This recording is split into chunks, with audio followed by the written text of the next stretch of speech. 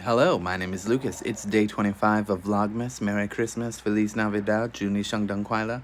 I don't know how else to say it other than those three ways. But we are here to talk about the best book I've read this year. For the first time, at least. It's between this and Mrs. Dalloway. To the Lighthouse by Virginia Woolf. Mrs. Dalloway, coincidentally, I've read twice, second time this year, also by Virginia Woolf.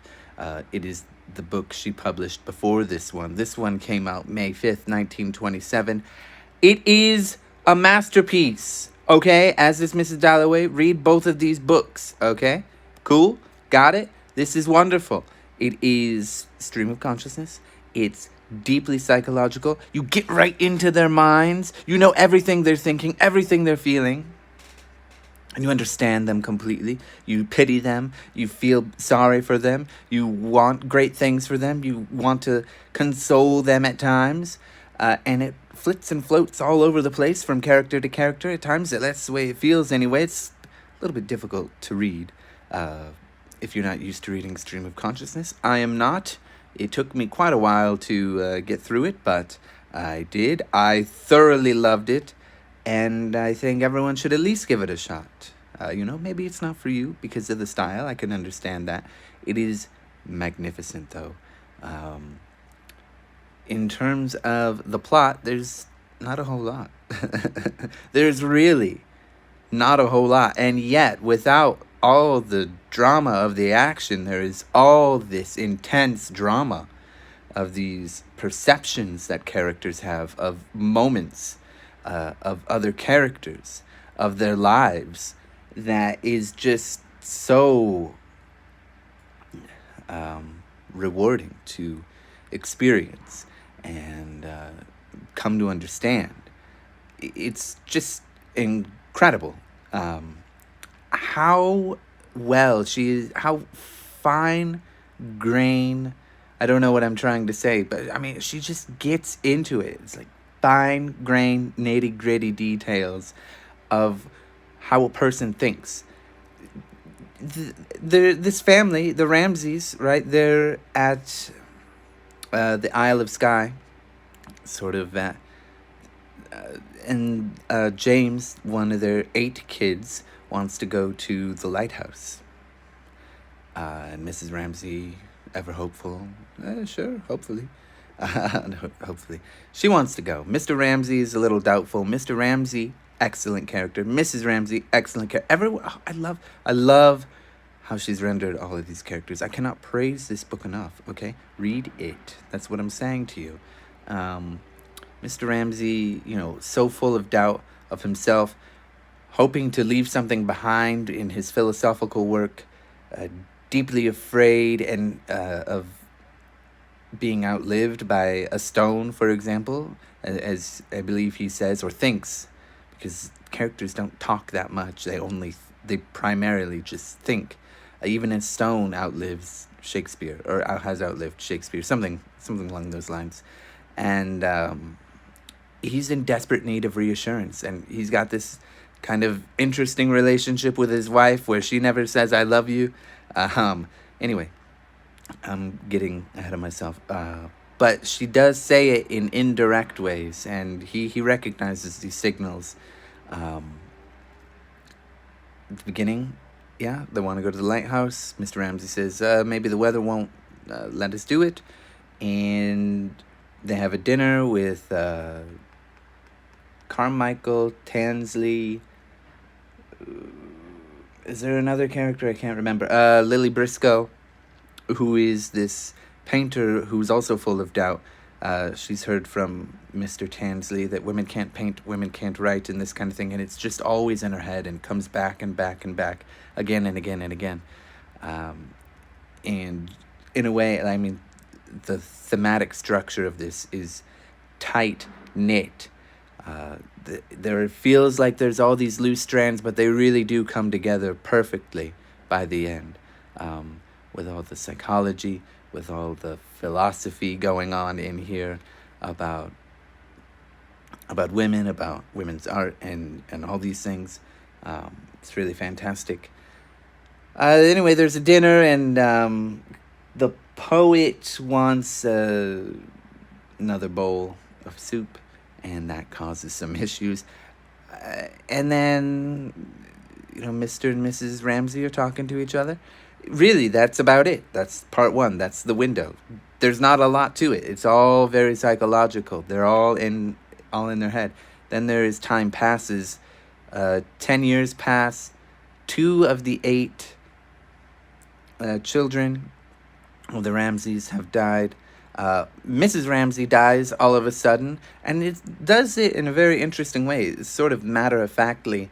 You get these bits of information in parentheses or in brackets, and it has a different tenor than the rest of the narrative, in a way, which feels a lot more poetic, and these are sort of more direct. And you get this amazing. It's like in this part, the natural world or whatever. The surroundings are the characters now interacting with each other. And look, what is going on in this book? Okay, time is ravaging. This is the only one where time seems to really matter because, again, the first part and the third part, I mean, it feels like things take so long because you're so deep into their minds and they move around psychologically. And it's so dramatic in that sense. But time is not that important. It's the feeling of all these characters that is important, that changes. So in a way, like, time doesn't change, even though it becomes later in the day when they have dinner. But here we just get the passage of time brutalizing this house and the surrounding area. And then part 3, the Lighthouse. 10 years later, Lily and the Ramseys are all there, and they finally decide we're going to go to the Lighthouse. James and Cam, who's another one of the Ramseys that is still alive, because this novel starts before and after. That 10-year period has the entirety of the First World War in it. It's before and after, and there's a sort of change in the family, and one of the family members dies because of the war. They decide to go, and they have some issues with their father, Mr. Ramsey, and Lily is having troubles reconciling with the loss of Mrs. Ramsey. But ultimately, she goes along with them, and she starts thinking about her art again and again and again, about Tansley telling her women can't paint, women can't write. And she's been working on this painting. She worked on a painting of, I think, Mrs. Ramsey and James. By the end of it, she comes to accept that it's not about leaving a legacy for her. She kind of rejects immortality, which Mr. Ramsey so desperately pines for, the way I read him anyway. She's more worried about, like, doing it, creating the art. Maybe it will be seen, or maybe it will be wrapped up and put under a couch or something like that. And then it ends. There's really not a whole lot to the story, to the plot. This and Mrs. Dalloway, you don't really go for the plot. There's a little bit more action in Mrs. Dalloway than this book by far, but you go to this book to see a master at her finest. And yeah, I mean, it's just top notch. Really excellent. I highly recommend it. It is challenging. In a way, it sort of felt like my brain was vibrating when I was finally getting what I was reading. I might have had to reread a passage a couple times just to get the connections to other parts or get what she's trying to say. And this edition has an excellent introduction by, who is it? Hermione Lee.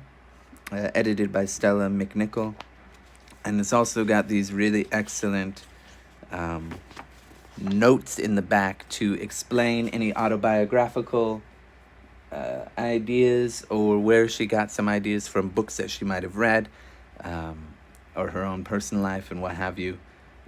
Certainly, there's a bit of a Freudian aspect early on between James and Mr. Ramsey. But yeah, highly recommended. Mr. Ramsey, Lily Briscoe, Mrs. Ramsey. Really excellent character work. Wonderful drama internally. Perfectly fine externally, too. I mean, the plot doesn't need much. You just need rich characters and, a great artist at her finest. And that's all I've got. That has been Vlogmas. Ended with a banger, and I'm quite happy with that. I'm very happy that I've read this. I'm going to read more of my Virginia Woolf that I bought earlier this year, starting soon. Thank you. Goodbye.